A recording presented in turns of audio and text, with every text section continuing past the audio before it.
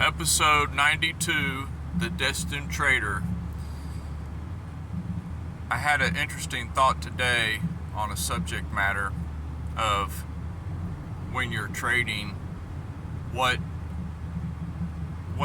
kind of behavior not to do. You know, there's so many things not to do, but here's something that has gotten me in the past, tremendously, and that is the ability to change your direction.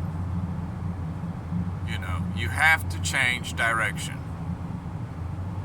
You have to be so adaptable that you can just, on a whim, just completely go against everything that you had been, every plan you had been coming together for the past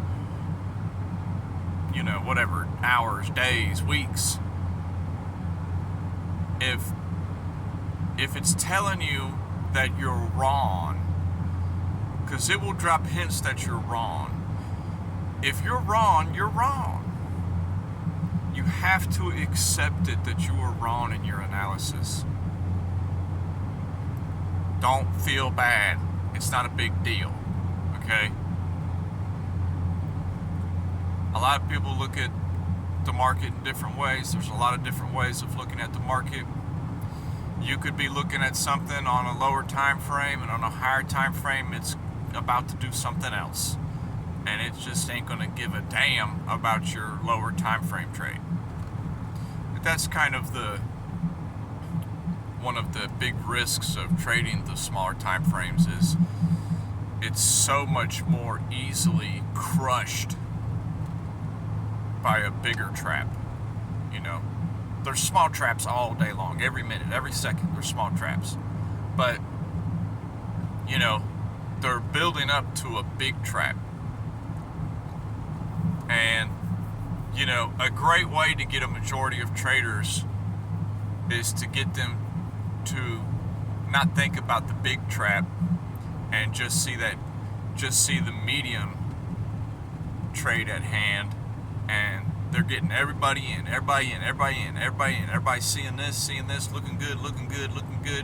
But is anybody zooming out and seeing that they're enticing you to put all your money in so that they can, entrap you, encase you, and slam it, So, perfect example is like this. I see something say I see something on the 1 hour time frame, and I'm thinking, okay, this looks good. This is a good looking, it's got everything I'm looking for, and it's looking like it's going to go up. But then when you zoom out, you see on like the daily, oh, okay, well, we're kind of sitting right there, and we're kind of not getting above this spot that I kind of want to be above,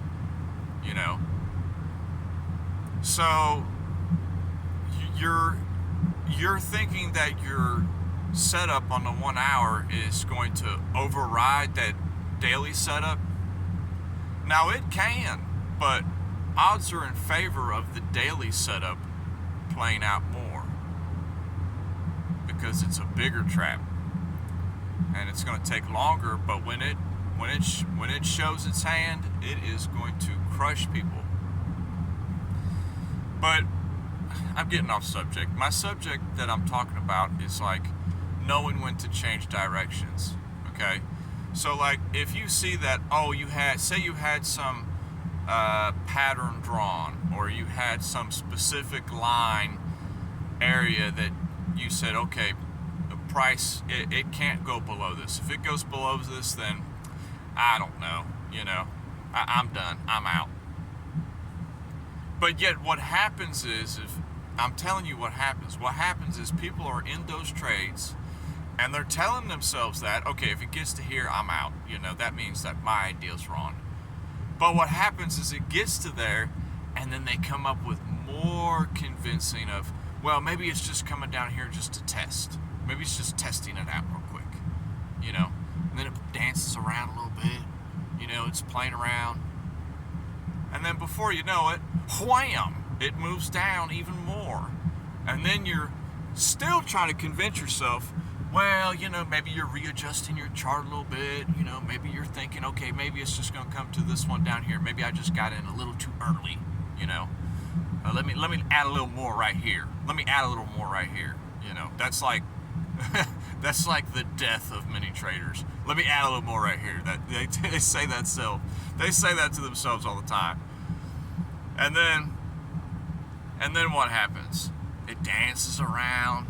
It goes up a little bit. You think, oh, okay, finally I made a great trade. You know, I'm in the money. We're doing good. This is where it's bouncing from. And then you're not watching it.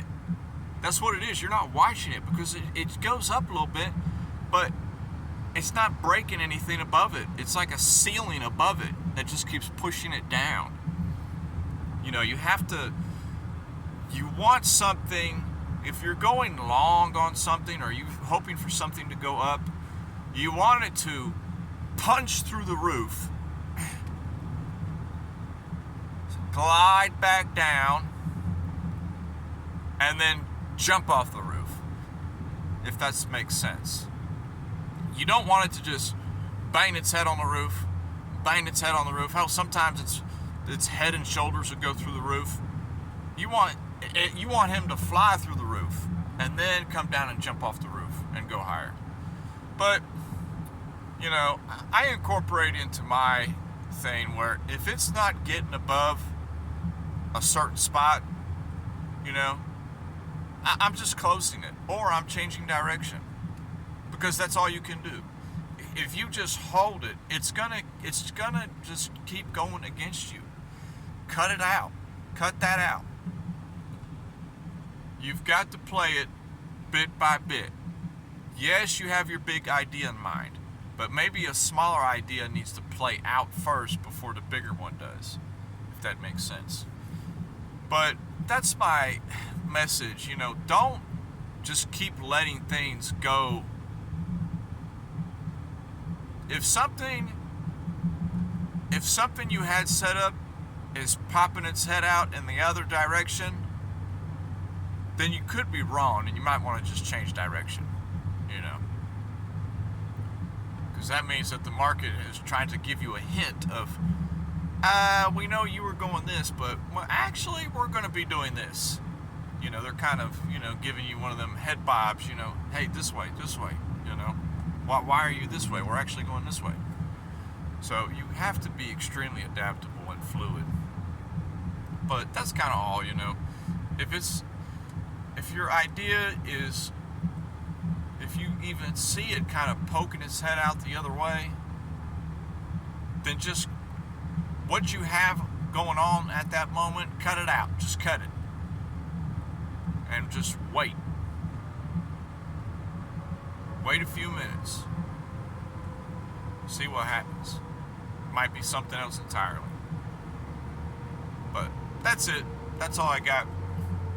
I will talk to everybody later.